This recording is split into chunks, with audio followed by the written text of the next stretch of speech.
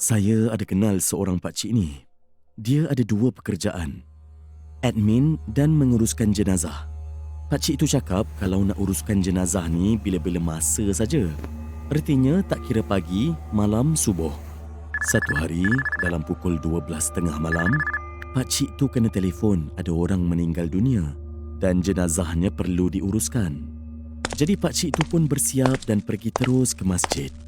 Selesai saja jenazah dimandikan, keluarga jenazah ni nak sangat terus dikebumikan malam tu juga. Oleh kerana keluarga jenazah nak sangat kuburkan jenazah malam tu, terpaksalah pakcik tu uruskan apa yang patut untuk pengebumian jenazah ni. Pakcik tu telefon penggali kubur untuk menyediakan tempat untuk digali bagi pengurusan pengebumian. Selesai sahaja penggalian, pakcik tu terus bawa jenazah ke kubur dengan memakai van jenazah. Pakcik ni duduk di kerusi penumpang bersebelahan dengan pemandu. Manakala kawannya yang memandu van jenazah dengan beberapa orang keluarga jenazah turut sama ikut di belakang. Ketika sampai di kubur, jenazah pun terus diusung ke tempat tanah yang digali bagi proses menanam jenazah. Selepas saja semuanya selesai, pakcik itu pun berjalan menuju ke van untuk balik ke masjid.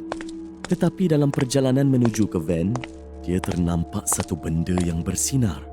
Pakcik itu pun pergi ke benda itu dan setelah dekat, ianya adalah sebentuk cincin yang agak cantik.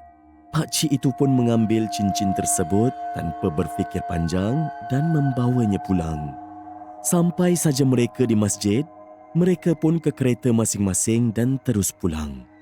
Keesokan malamnya, pakcik itu membuat acara kekeluargaan di rumahnya.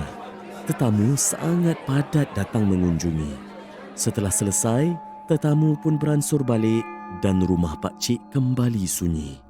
Yang ada hanya isteri serta anak-anaknya. Tidak lama kemudian, telefonnya berbunyi.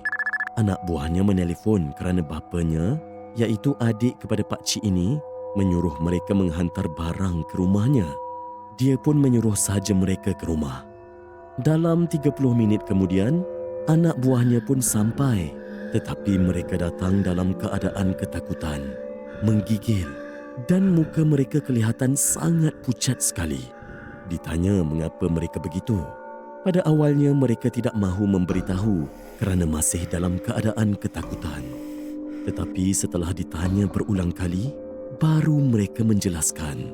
Semasa mereka baru sahaja sampai di perkarangan rumah pakcik ini, mereka ternampak ada sosok tubuh wanita berambut hitam panjang sedang duduk di dalam kereta pakcik itu di kerusi penumpang depan, melihat ke depan dengan pandangan tajam sekali. Kereta itu adalah kereta yang pakcik itu gunakan semasa dia menguruskan jenazah semalam. Bila mereka mendengar cerita dari anak buah pakcik ini, bulu roma mereka semua meremang. Dari situ barulah pakcik itu menceritakan yang dia ada mengambil sebentuk cincin yang cantik di kubur semasa dia menguruskan jenazah semalam. Isteri dia yang mendengar terus saja memarahi pakcik itu dan mengarahkannya supaya memulangkan cincin itu kembali ke kubur. Keesokan harinya, pakcik itu terus saja ke kubur untuk memulangkan cincin tersebut. Dia terus menyimpan cincin itu di tempat di mana dia temukan. Setelah selesai memulangkannya, tidak ada apa-apa lagi kejadian yang aneh berlaku. Pakcik itu sekarang tidak lagi menguruskan pengebumian jenazah kerana kurang sihat dan tidak lagi terdaya untuk menguruskannya. Sebenarnya banyak lagi kejadian yang berlaku semasa pengalaman pakcik ini menguruskan jenazah.